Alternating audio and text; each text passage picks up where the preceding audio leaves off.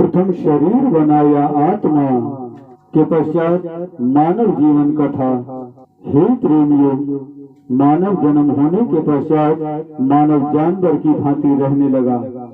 उस समय मानव को बोलने की भाषा का कोई ज्ञान नहीं था, सिर्फ इशारों से बातें किया करते थे और पेड़ के फल पौधे खाकर अपना भोजन प्राप्त किया करते थे और पेड़ के बड़े बड़े पत्तों को वस्त्र बनाकर अपने शरीर पर इस्तेमाल करने लगे। फिर मौसम के अनुसार बारिश से बचने के लिए पहाड़ों में खड्डा खोद कर रहने लगे।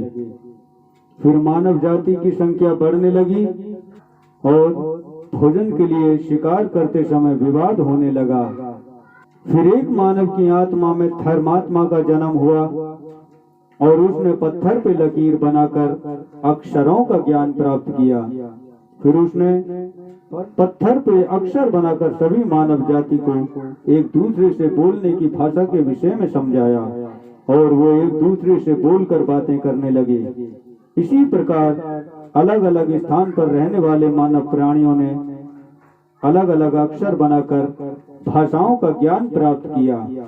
फिर मानव को पत्थर से पत्थर टकराकर चिंगारी द्वारा अग्नि का ज्ञान प्राप्त हुआ।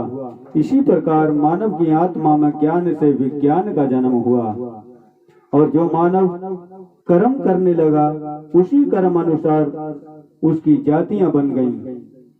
फिर उनमें से कुछ शैतान मानवों ने अपने स्वार्थ के लिए एक देवता का छोटा सहारा लेकर अपने आप को परमात्मा कहलाने के लिए भोले भाले मानव प्राणियों को भटकाने लगे और वो तंत्र मंत्र का छोटा सहारा लेकर मानव जाति पर राज्य करने लगे और वो तांत्रिक बाबा कहलाने लगे।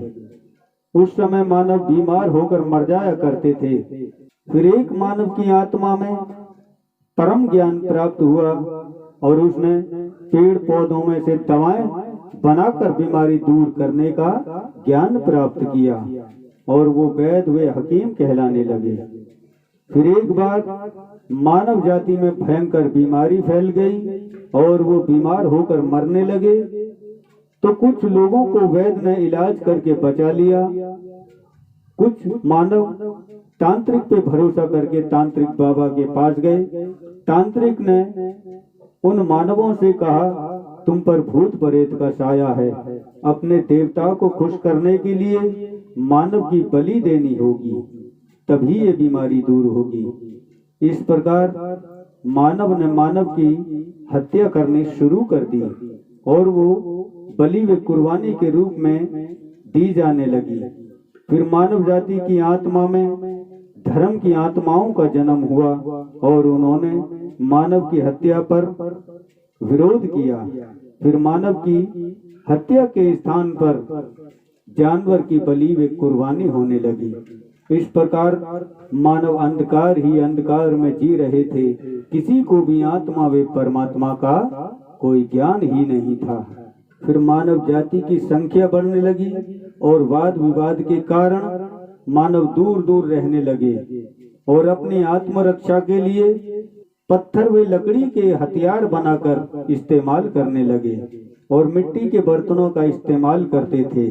फिर मानव जाति में श्रेष्ठ बुद्धि वाले मानव का जन्म हुआ और उसने लोहा तांबा पीतल जैसी धातुओं का निर्माण किया। फिर मानव ने पशु पक्षी व स्त्री पुरुष के चित्र बनाए। चित्रों को देखकर सभी मानव प्रसन्न हुए और वो मानव चित्रकार कहलाने लगे। फिर चित्रकार ने आधे जानवर व आधे मानव की मूर्त बनाई तो कुछ बुद्धिमान लोगों ने उस मूर्त को देखकर कल्पना करके कहानी व कथाएं लिखनी आरंभ कर दी। फिर मजहब का जन्म हुआ और मूर्त की पूजा करने लगे। कुछ मानव मूर्त को मूर्त समझते थे, परमेश्वर नहीं, वो परमेश्वर को निराकार के रूप में पूजने लगे। और जो मानव बुद्धिमान व बलवान होता था वही उन पर राज्य करता था और सुबह को उठकर पृथ्वी को नमस्कार व सूर्य को हाथ जोड़कर प्रणाम करते थे और रात्रि को आग जलाकर आग के चारों ओर चक्कर लगाकर खुशियां मनाते थे और तंबाकू व भांग के पत्तों का उपयोग करके नशा करते थे और नारियल के पानी में फलों को गला चढ़ाकर उसका पानी पीकर मदिरा के रूप में इस्तेमाल करते थे। और जो मानव मदिरा पीकर अत्याचार व अधर्म करते थे वो शैतान व राक्षस के रूप में माने जाते थे। फिर मानव मदिरा का इस्तेमाल करके नारी जाति के साथ अधर्म करने लगे।